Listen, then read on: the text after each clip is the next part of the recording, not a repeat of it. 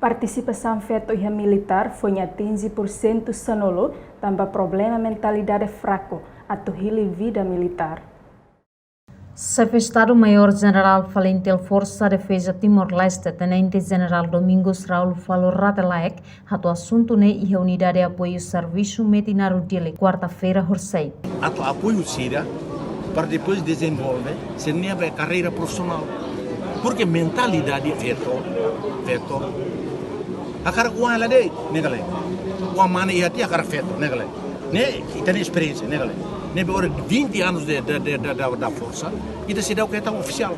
Oficial capitão se dá o que oficial major se dá o que né tamba saída.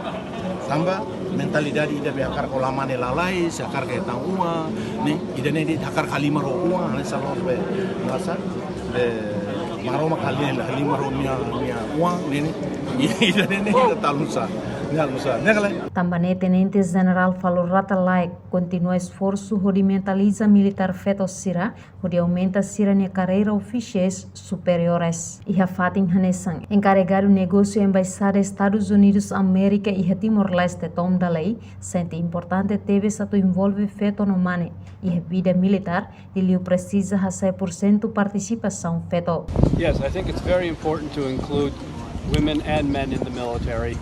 It's very important that we include everybody in society, and that I think it was very interesting that General Falor mentioned that only 10% of the FFDTL is female, and he'd like to see that number increase. Comando FFDTL se continua a oportunidade para feito Sira, onde continua com corre militar, 2% tolo nulo caliu. Reportagem da Zavira Televisão Timor-Post.